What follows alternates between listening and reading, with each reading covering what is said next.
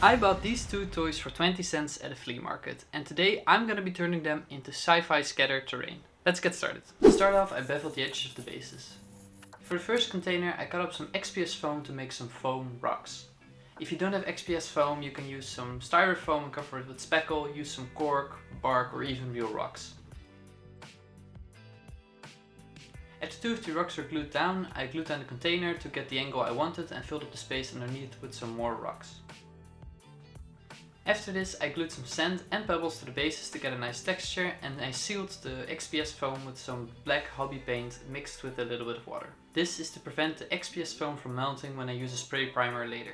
While this was drying, I glued the second container to its base, and I also added 2 barrels from my bits box. I then also covered this base with some more pebbles and sand. I also really like the labels inside of this container. So, to prevent it from getting covered by the primer, I'll cover it up with some masking tape. The foam that I used for the bases still has the paper attached to it because it's very hard to remove. So, while the glue was still drying, I flipped both of them over and I painted the undersides black.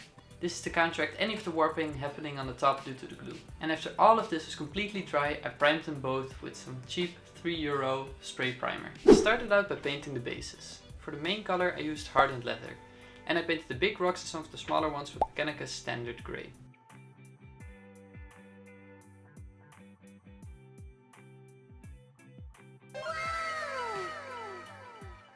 To paint the smaller container I used blood red, and to paint the barrels I used Hylor blue.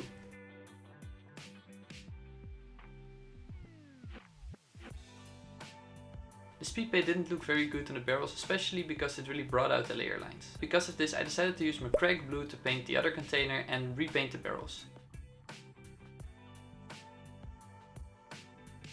I then dry brushed the containers and the barrels with a lighter red and lighter blue to get some easy and fast highlights. Once all of this was dry, I covered the containers and the barrels in streaking grime and dabbed off all the excess with a cropped up piece of toilet paper. And the random texture from a scrunched up piece of toilet paper really gave it a nice weathered effect.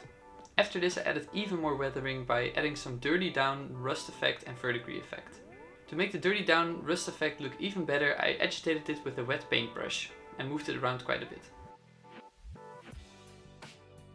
Just like the speed paints, the dirty down effects can get reactivated when they get wet, so I gave it a quick spray with a matte varnish to seal it all in.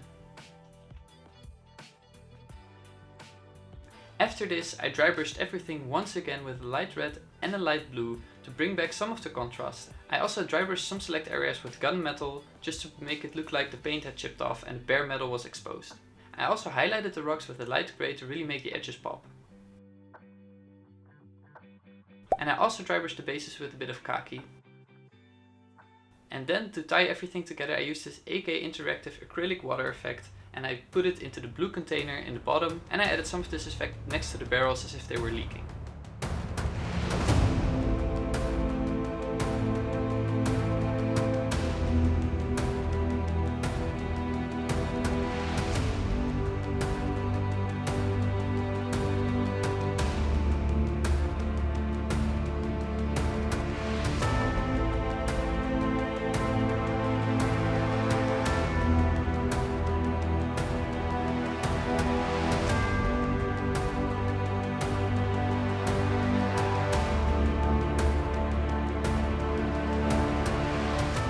They turned out quite nice in the end, and I think it really shows that even with a low budget you can get into the hobby and make some nice things. Just like in this video where I turned two 60-cent dinosaur toys from the action into miniatures for Dungeons and Dragons.